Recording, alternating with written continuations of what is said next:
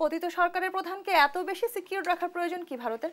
খুবই প্রয়োজন আছে। যেমন ধরুন আগামীকাল মিলন ভাই রাজনীতি করতে করতে মনে হলো যে মিলন ভাই ভারতের দালাল হবেন, ওনাকে ম্যানেজ করা গেল। উনি হচ্ছেন তা বলছি না, আর মিলন ভাই যদি দেখেন যে ভারতের দালাল হয়ে এবং বাংলাদেশের উনি দায়িত্বে চলে আসলেন, যে তার প্রিভিয়াস দালাল বললে কম বলা হয়, তার স্লেভকে ভারত প্রোটেকশন দেয়নি, ওনার সাহস হবে না। ওনার সাহস হবে না যে আমি তাকে এই সার্ভটা করি। এটা হচ্ছে ব্যাপার। আমি যদি হতে চাই, আমি তো দেখতে চাইবো যে সে তার প্রিভিয়াস স্লেভদের সাথে কেমন আচরণ করে, দেশটাকে ধ্বংস করে সবকিছু দিয়ে যে শেখ হাসিনা তাকে এভাবে সার্ভ করেছে, ভারত যদি তাকে ছুঁড়ে ফেলে দেয়, আমি আপনি কিন্তু তার স্লেভ হতে যাব না।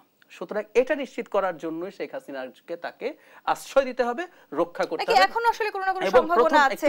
সালাম বলছিলেন যে চট করে চলে আসার যে বিষয়, সেটা একেবারেই না, নো ওয়ে। কারণ ভারত আসলে শেখ হাসিনাকে দিয়ে বাংলাদেশে আর কিছু করবে না, কিন্তু ওই প্রোটেকশনটা দিতে হবে। ওকে যদি তুলে দেন, উনি পালিয়ে যাওয়ার পর অনেকেই যখন বলছিলেন আমরা চাইলে আমাদের ট্রিটি আছে, আমাদের এক্সট্রাডিশন ট্রিটি আছে দুই দেশের মধ্যে, আসামি প্রত্যর্পণ চুক্তি, এগুলো হবে, ওটা হবে, সেটা হবে, আমি বহুবার বলেছি এটা হবে না। আমি ভারতের জায়গা থাকলে এটা করতাম না। খেয়াল করবেন, আমি একজনকে কোট করতে চাই, মিস্টার শশী থারুর। শশী থারুর কিন্তু ভারতের সরকারের সাথে অনেক ক্ষেত্রে দ্বিমত করেছেন। তখন যখন বলা হচ্ছে হিন্দুরা অত্যাচারিত হচ্ছে, শশী থারুর বলছে যে আমি তো দেখেছি ওখানে প্রচুর মুসলিম মন্দির এবং হিন্দুদের সম্পত্তি বা বাড়ি পাহারা দিচ্ছে। কিন্তু শশী থারুরও শেখ হাসিনাকে আশ্রয় দেয়া এবং রক্ষা করার ব্যাপারে একমত ছিলেন। তাহলে বুঝতে হবে যে ব্যাপারটা এই, শেখ হাসিনা আসতে পারবেন কিনা চট করে, নো ওয়ে। ইনফ্যাক্ট ভারতও খুব ভালোভাবে জানে উনি জাস্ট প্রাণ নিয়ে পালিয়েছেন।